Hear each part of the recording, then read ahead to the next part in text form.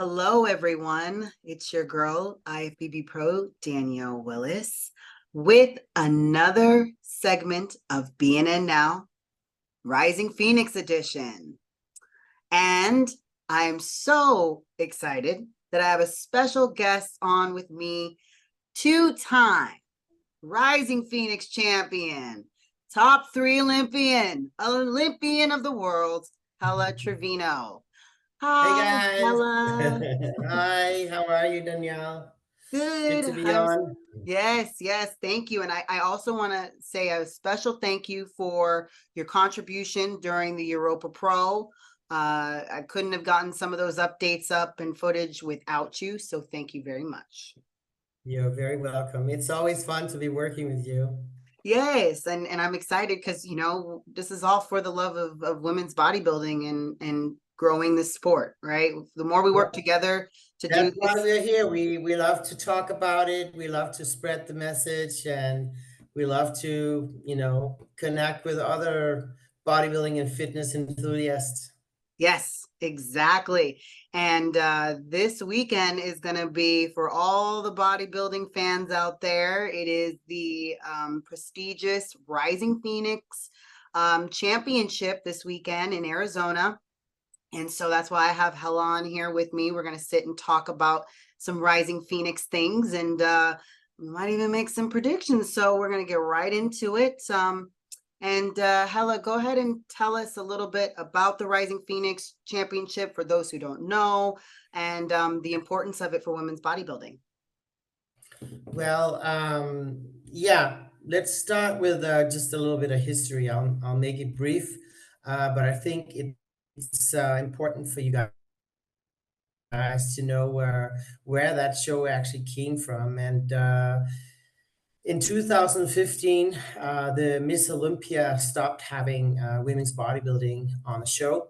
So Jake Wood said, "Hey, that's a really bad idea. We think women's bodybuilding is really, really awesome, and I want to continue giving the women a platform to compete on.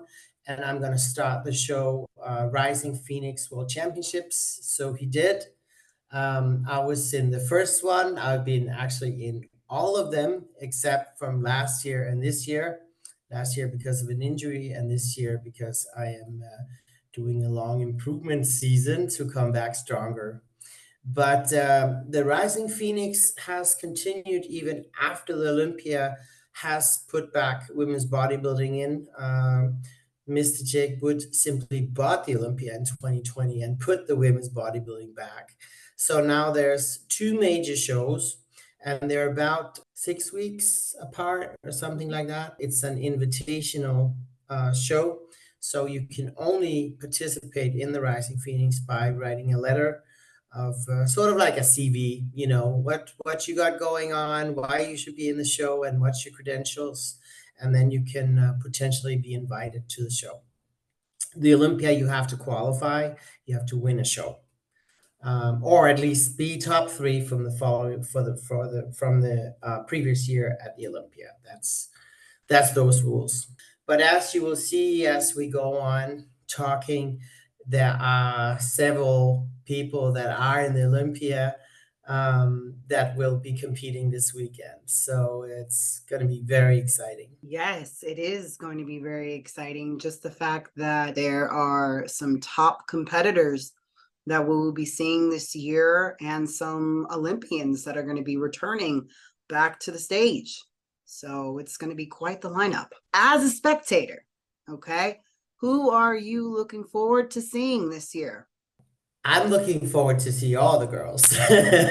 What is Helle Trevino going to say about this weekend's predictions? My top five will be, I mean, I don't think at this point anyone will be beating Andrea.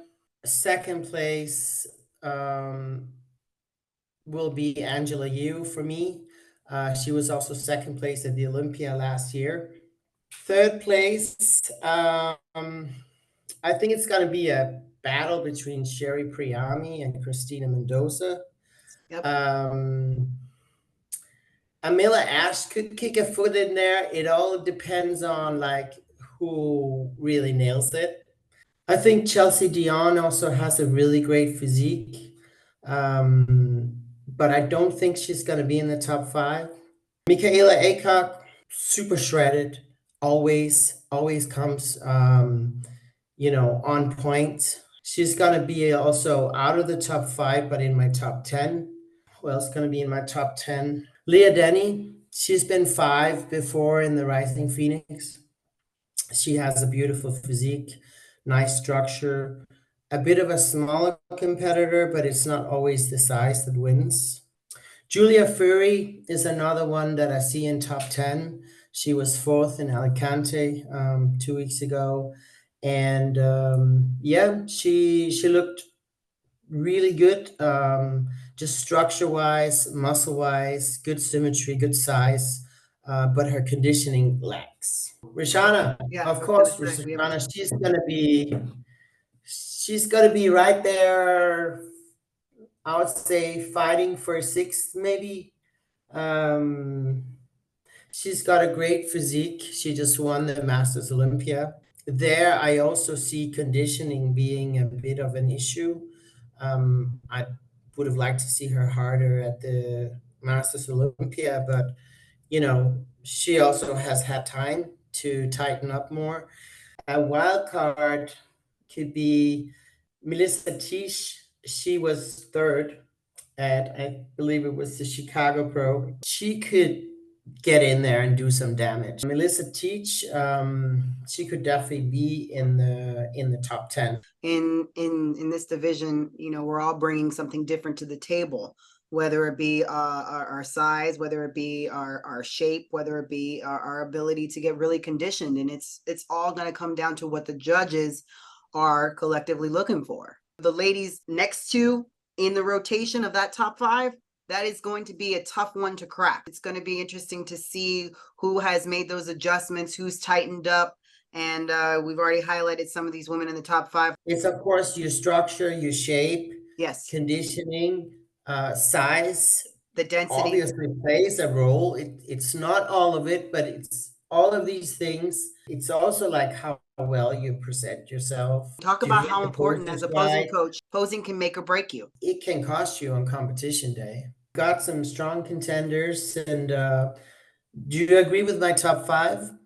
I do agree with your top five, and Yeah. I will even be so bold as saying that the top three could be between Christina or Sherry. I mean, Mela with that shape. I mean, again, it's anybody's game. I would say, the top five that we've chosen, they all got the structure, they all got the shape. Yes, And right. I mean, Yep. they're all class winners. It is about aesthetics. But then when you come to a show like Rising Phoenix or Olympia, they all got a great structure. They're all, then it's about, okay, who of them are most complete? Who brought it that day? And Yes. that's where, we can sit and dabble in like, okay, who got great physiques, which they all have, Yep, they do. but who will bring it? Who will bring it? Who will have the edge? We're just trying to predict here. It's just fun, and just it's great to talk about bodybuilding, and again, we're all in support of our sisters that are up there that are going to be taking the stage. But again, this is fun. I mean, this is the championships, just like the Olympia. We all want to, of course, we all want to win, and all these ladies are, again, they're bringing top-notch quality physiques. It's going to be tough. It's going to be tight. It's going to be exciting. If you're watching this, please comment on this video. Comment below. Let us know your thoughts on who your top five could be this weekend at the Rising Phoenix Championships. So that's all the time we have for today. Helle, I appreciate you coming on.